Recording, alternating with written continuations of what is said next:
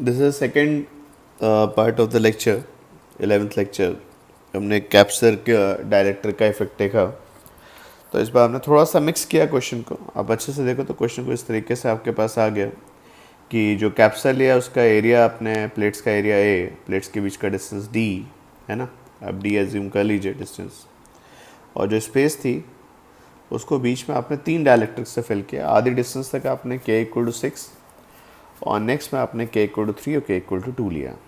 अब बात ये आती है कि सर इस तरह क्वेश्चन को हम कैसे अप्लाई करें कि भाई मिक्स हो गया क्वेश्चन।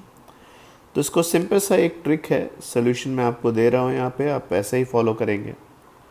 आप अच्छे से देखो तो यहाँ पे आपने एक कैप्सर लिया, हाफ पार्ट में आपने k इक्वल टू 6 का डायलेक्ट्रिक फिल किया था, और जो रिमेनिंग पार्ट है उसमें आपने k equal to 3, okay, and k equal to 2। अब दिमाग में बात आती है कि इसको कैसे सॉल्व करें। तो आप अच्छे से देखो, ये जो फर्स्ट प्लेट है ये मेटालिक प्लेट आपने ली, ओके। यहाँ पे अगर आप मेटालिक प्लेट लेते हो इस तरीके से, तो यहाँ पे आप आते हो तो आप ये बोलोगे सर ये मेरे में पूरे में सेम पोटेंशियल, ऐसे यहाँ पे सेम पोटेंशियल।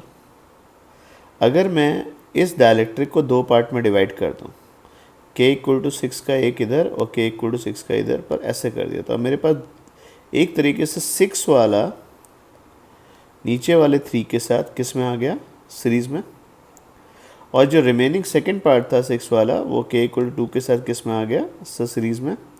और यहाँ पे पोटेंशियल ड्रॉप पूरे में सेम है, तो 2 कैप्सर बनेंगे, वो 2 कैप्सर आपस में सेम पोटेंशियल ड्रॉप के चलते पैरेलल माने जा सकते। तो अगर मैं इस सर्किट को रीड्रॉ करूं तो सर्किट कुछ इस तरीके से आएगा। ये आपके पास एक प्लेट लिया आपने, ये आपके पास दूसरी प्लेट आ गई, यहाँ पे टोटल आपने बच्चे 4 डायलेक्ट्रिक मान लिए हैं। इसको 2 पार्ट में डिवाइड कर दिया, नीचे वाला आपके पास एक येलो, ठीक, और एक आपके पास ये, ओके। मैं इनके नाम भी दे देता हूँ। मान लो आपने इसको C1 बोल दिया, इसको C2 बोल दिया, इसको C3 बोल दिया, इसको C4 बोल दिया, ठीक। तो टेक्निकली अगर देखोगे तो यहाँ पे ये दोनों में, ये दोनों C1 C3 सीरीज़ में, और ये मेटालिक प्लेट्स हैं तो यहाँ पोटेंशियल ड्रॉप सेम जो भी आएगा, C2 C4 किस में, सीरीज़ में, पर इनसे जो मिलेगा उसके क्रॉस पोटेंशियल ड्रॉप सेम। तो अगर मैं लिखना चाहूँ तो ऐसा लिख सकता हूँ C1 और C3 सीरीज़ में आ गए, C2 और C4 सीरीज़ में आ गए, और इनसे जो मिलेगा C1 C3 से जो मिलेगा और C2 C4 से जो मिलेगा वो आपस में पैरेलल में। तो भाई थोड़ी सी मेहनत है, ज़रा जल्दी से किया जाए। C1 की वैल्यू बोले तो कितनी होगी, epsilon not A by 2 divide by D by 2, क्योंकि आपने एरिया भी C1 के लिए आधा कर दिया, एरिया आधा कर दिया ना आपने, देखो ऐसा था ना एरिया, तो एरिया भी आधा कर दिया और डिस्टेंस भी आधा कर दिया, और आपने इसे किससे फिल कर दिया, k इक्वल टू 6, तो यहाँ 6 आ गया, क्लियर। सिमिलरली C3 बताना, C3 कितना हो जाएगा, epsilon not A by 2 divide by D by 2, और k की वैल्यू कितनी आ गई, 3। तो ये वैल्यू सिंपल सी, epsilon not A by D into 6, 3 into epsilon not A by D, clear.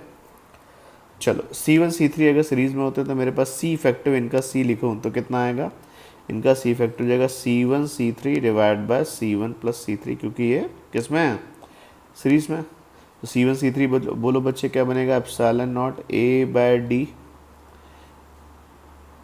Epsilon not A by D into 6 into 3, तो 6 into 3 कितना होगा, 18, और नीचे epsilon not A by D और 6 प्लस 3 9, तो एक epsilon A by D cancel हो गया, आंसर सिंपल सा 9 epsilon not A by D।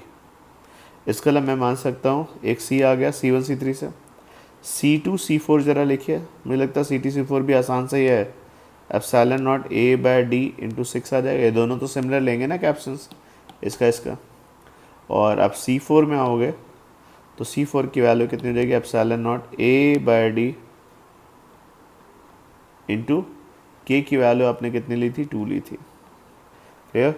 तो इनसे मुझे जो मिलेगा वो C3 C2 C4 किस में है, सीरीज़ में, तो सी प्राइम, तो C2 C4 divide by C2 plus C4। तो ये वैल्यू में अगर मैं epsilon not A by D common ले लूँ, ऊपर आ जाएगा मेरे पास 6 इंटू 2 और नीचे डायमीटर वैल्यू हो जाएगी 6 प्लस 2। क्लियर?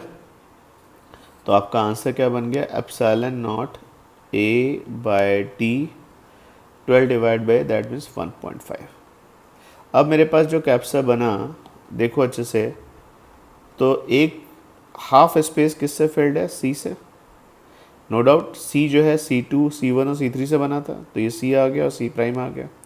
ये दोनों पैरेलल में हैं, तो C फैक्टर की वैल्यू अगर पूछी जाए तो हमारे पास क्या आ जाएगी क्वेश्चन में? C factor is equal to C plus C prime.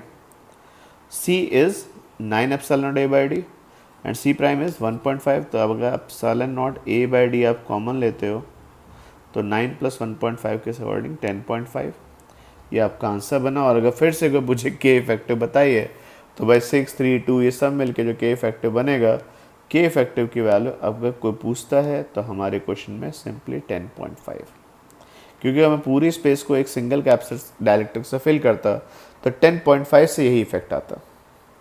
Clear? ये पॉइंट क्लियर है? फिर से देख लीजिए, जो ऊपर वाली प्लेट है उसको आपने डिवाइड कर दिया दो पार्ट में। जब आप उसे दो पार्ट में डिवाइड कर देते तो एक आपके पास यहाँ पे, एक यहाँ पे, तो ये जो पहला C1 और C3 आए, ये दोनों में चार्ज सेम जाएगा, सीरीज C2 और C4, और C1 C3 से जो बनेगा, जो C2 C4 से बनेगा, उनके क्रॉस पोटेंशियल ड्रॉप क्या है? सेम है। तो वो C और C प्राइम आपस में पैरेलल में होंगे। क्लियर? अब एक बार फिर से हम लोग वापस एनर्जी की तरफ चलें, तो डायरेक्ट्रिक को हमने हर तरीके से जैसे फिल कर सकते हैं, तो सारे क्वेश्चन हमने ट्राई कर लिए। अब मैं क्या करता हूँ बेटा, क्वेश्चन इस तरीके से दिया कि मेरे पास एक कैप्सर है, दूसरा कैप्सर, दोनों की कैप्सिटी आइडेंटिकल। यहाँ पे क्या करते हैं, ये ऑलरेडी कनेक्शन बना हुआ था, सी प्राइम पे कुछ ना कुछ चार्ज वगैरह था। अब आप क्या करते हो, स्विच खोल देते हो। स्विच खोलने का मतलब ये सर्किट का पार्ट अब नहीं है, बैटरी इस पर नहीं लगी और इसका बैटरी से कनेक्शन है, तो एक C के क्रॉस बैटरी लगी है, दूसरे C के क्रॉस बैटरी नहीं लगी है। अब दोनों में एक K इक्वल टू 5 का इसमें और इसमें K इक्वल टू 5 का एक डायलेक्ट्रिक फिल कर देते हैं। तो बेसिकली वो जो मैंने बैटरी हटा के और बैटरी लगा के डायलेक्ट्रिक डाला, तो वो एक ही क्वेश्चन में आ गया आपके पास। ठीक है, तो देखा जाए क्या डिस्कशन आएगा। तो भाई यहाँ पे सोल्यूशन देखें, बड़ा बढ़िया सा डिस्कशन है। सोल्यूशन देखो भाई क्या है, पहले सेल था, सेल के साथ दो कैपेसिटर थे, दोनों कैपेसिटर के क्रॉस पोटेंशियल ड्रॉप सेम था। तो भाई अगर मैं पूछूं तो भाई एनर्जी वगैरह के कॉन्सेप्ट से, ये C ये V, एनर्जी इनिशियली कोई पूछे तो सिंपल है, initial stored energy will be like, भाई दोनों के क्रॉस पोटेंशियल ड्रॉप सेम है, CV। तो भाई पहले में जितनी एनर्जी होगी वो हाफ CV स्क्वायर लिखोगे, दूसरे का capsule the voltage drop same, तो इनिशियल एनर्जी वो CV स्क्वायर। लेकिन इस पे चार्ज कितना था, इस पे प्लस CV चार्ज था, इस पे चार्ज कितना था, प्लस CV था।